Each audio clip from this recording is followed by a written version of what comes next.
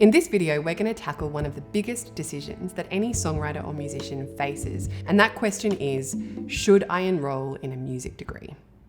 The idea for this video came from a Tom Waits quote that we discovered a while ago.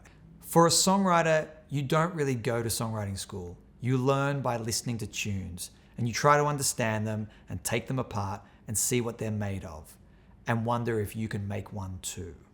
And I think the reason why this quote sticks with us and is so problematic and interesting for us is because we both totally agree with it, in the sense that one of the best ways you can progress your craft as a songwriter is by this practice of ripping apart a song, deconstructing it, getting inside it, reformatting it, changing the keys, and learning from songs. And we have a whole video already on the channel called 6 Songs That Taught Us How to Write Songs, which is a great example of how you can deconstruct a song to learn from it. But I think the thing that really bothered us about this quote is that you don't go to songwriting school.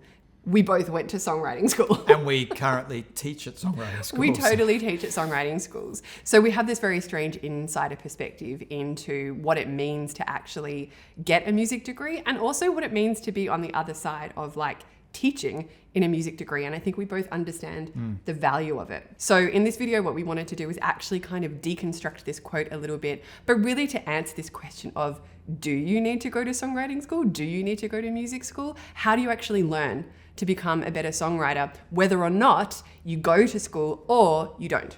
So let's talk about the reasons why you might want to go to music school.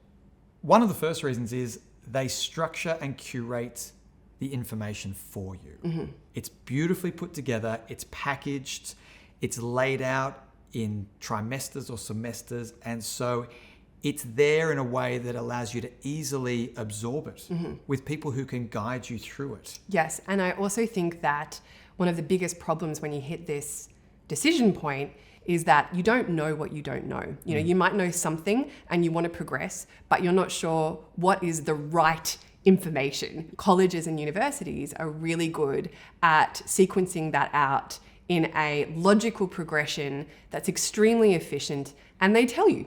They will fill in that gap, right? They will tell you what you don't know and how to fill in that information and give you high quality, curated resources to fill that in.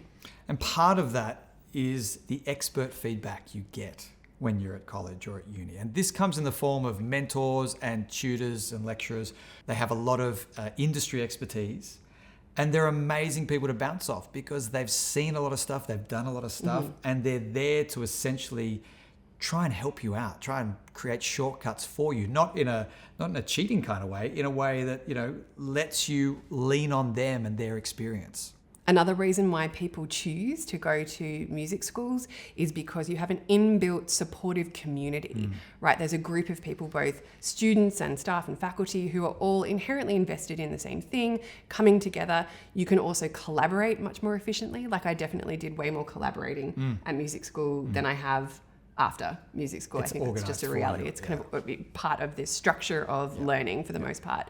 And also, of course, professional networks. I would definitely say that it's very important to meet all kinds of people in the industry, people who are really high quality instrumentalists, session musicians, producers, arrangers, and it can be a highly efficient way to create a really broad contact list of people that you can call on for your musical projects, which can be very difficult outside of that institutional environment. So let's actually talk about some of the reasons why you might not go to music school.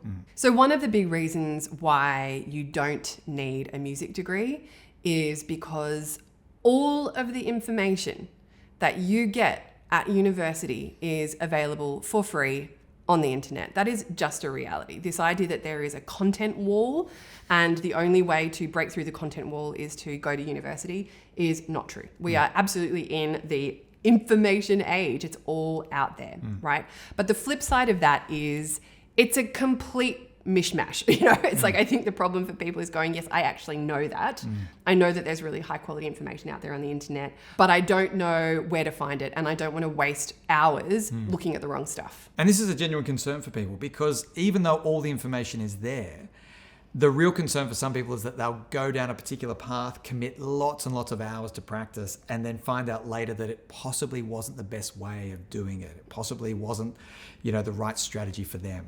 The answer here is finding sources of information you trust, sources of information that deliver the content in a way that works for you and that you resonate with. And that might mean taking short courses or doing workshops. And sometimes the best thing that comes out of it is like the reading list. Like you take a basic music theory class and at the end of it, you get the bibliography and it kind of tells you what books are going to be high quality and it sort of sorts out the roughage, right? Yes.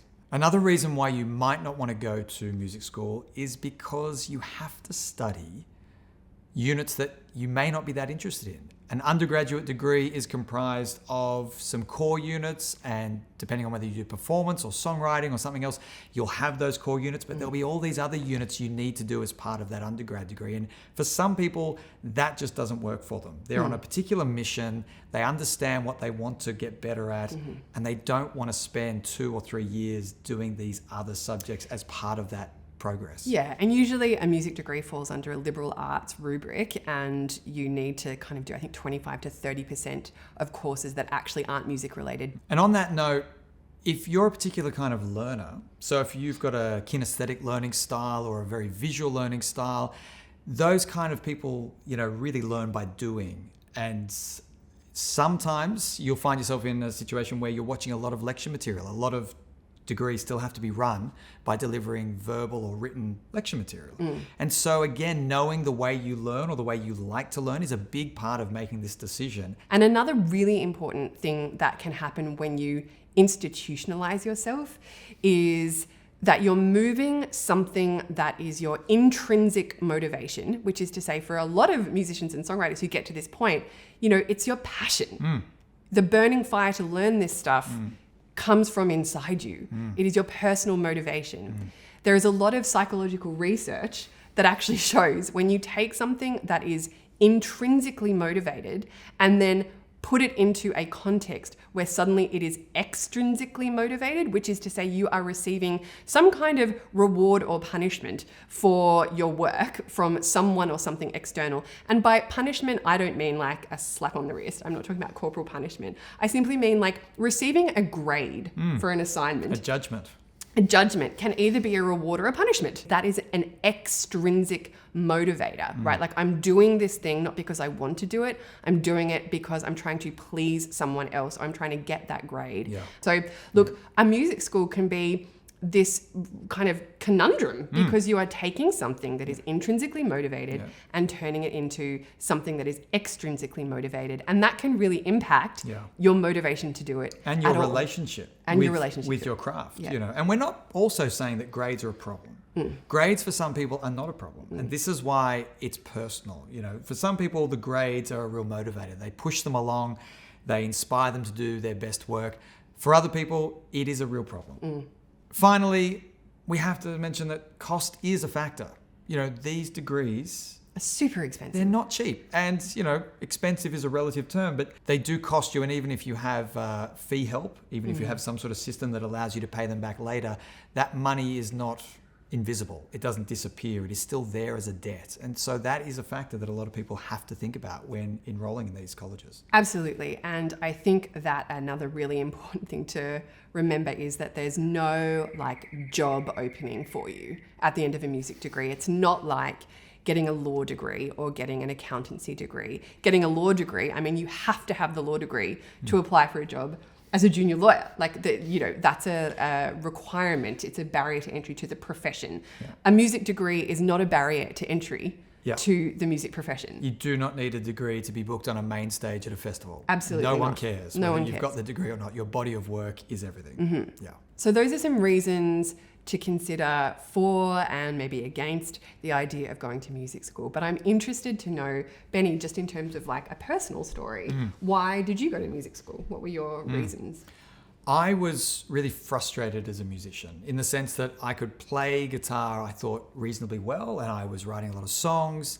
And so I had organically developed some skills by listening to other people and reading and watching things.